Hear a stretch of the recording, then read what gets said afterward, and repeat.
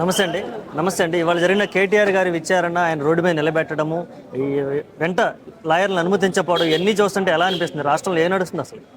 అంటే వ్యక్తిగతంగా మానసికంగా ఇబ్బంది పెట్టడం ఒక ప్రయత్నం ఇవాళ ఈ ప్రభుత్వంలో చాలా స్పష్టంగా కనిపిస్తుంది. రేవంత్ రెడ్డి గారు హోంశాఖను తన దగ్గర పెట్టుకున్నదే గందుకు బీఆర్ఎస్ పార్టీ నాయకులను, బీఆర్ఎస్ పార్టీ కార్యకర్తలను మానసికంగా హింసించడానికి, శారీరక హింసించాలనే ఉద్దేశంతో హోంమంత్రిత్వ శాఖ తన దగ్గరే పెట్టుకున్నాడు. అసలు రాజ్యాంగబద్ధంగా ఎవరికైనా ఒక అడ్వకేట్ని తీసుకుని వెళ్ళే విచారణకు హాజరయ్యే అవకాశం ప్రతి ఒక్కరికి ఉంటుంది. రాజ్యాంగం కల్పించిన హక్కు. ఇవాళ దాని మీరు అడ్వకేట్ రావద్దు, వాళ్ళు మీరు ఒక్కరే రావాలి అని చెప్పడం ఇదేం పద్ధతి? ఇది కేటీఆర్ గారు అన్ని విషయాలు సిద్ధపడే వచ్చిండు.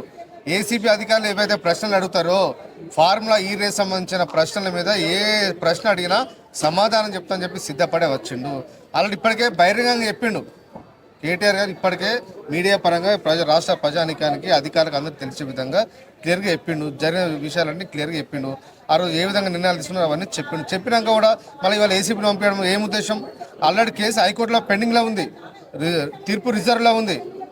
అయినా సహకరిస్తానని చెప్పినా కూడా ఇట్లా ఈ రకంగా అడ్వకేట్ రావద్దనడం అంటే ఉద్దేశం ఏంటంటే కేటీఆర్ గారిని బ్లేమ్ చేయాలనే ఉద్దేశం ఇవాళ ప్రభుత్వం కనిపిస్తా ఉంది. ఓకే, త్వరలో కేటీఆర్ గారి ఇంట్లో రైడ్ జరిగే అవకాశం ఉందని వార్తలు వస్తున్నాయి. దీన్ని ఎలా? నేనేమంటున్నా, ముఖ్యమంత్రి గారు హోంశాఖను తన దగ్గర పెట్టుకునేది గందుకు, ఏసీబీని తన దగ్గర పెట్టుకునేది గందుకు. హోంశాఖ వేరే వాళ్ళకి ఇస్తే రాజ్యాంగబద్ధంగా వాళ్ళు నిర్వహించారనుకో, ఈయన ఆశయాలు మనం కొనసాగించలేరు కదా. వేరే మినిస్టర్ అయ్యిండు అనుకో, హోంమంత్రి ఈయన కాబట్టి ఇలా ఎవరిని అరెస్ట్ చేయడం వాళ్ళు అరెస్ట్ చేస్తారు అధికారులు. ఎవరైనా కేసు బుక్ అంటే వాళ్ళు బుక్ చేస్తారు.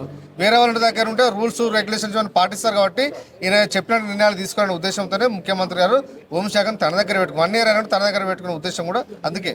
రాష్ట్రంలో చాలా సమస్యలు ఉంటే కేవలం కేటీఆర్ గారిని, అలాగే హరీష్ రావు గారిని, కేసీఆర్ గారిని టార్గెట్ చేయడం ఎలా అనిపిస్తుంది? కేసీఆర్ గారి కుటుంబ సభ్యులను ప్రజల్లో చురుకున చేయాలనే ఉద్దేశం ఇలా స్పష్టంగా కనిపిస్తుంది. ఎందుకంటే కేసీఆర్ గారి కుటుంబం నిరంతరం ప్రజల కోసం ప్రజా సమస్యలను, ఇవాళ ఈ ప్రభుత్వం చేస్తున్న తప్పులను ప్రజాక్షేత్రంలో ఇవాళ ఎండగడుతూ ఉన్నారు, ప్రజలకు వివరిస్తూ ఉన్నారు, ప్రజలు వచ్చి వీళ్ళని కలుస్తూ ఉన్నారు. ఇవాళ మంత్రుల దగ్గరికి ఎవరు ఓట్లేదు, నిత్యం ప్రజలు కేటీఆర్ గారి దగ్గరికి, హరీష్ రావు గారి దగ్గరికి, వీళ్ళ దగ్గరికి వస్తున్నారు. కాబట్టి వీళ్ళని ఎట్లా లేసి ప్రజలు అప్పుడు వీళ్ళను చురుకునేయాలనే ఉద్దేశంతో ఇలా ప్రభుత్వం అధికారులు ఈ రకంగా వివరిస్తూ ఉన్నారు. ఓకే అండి, థ్యాంక్ యూ సో మచ్.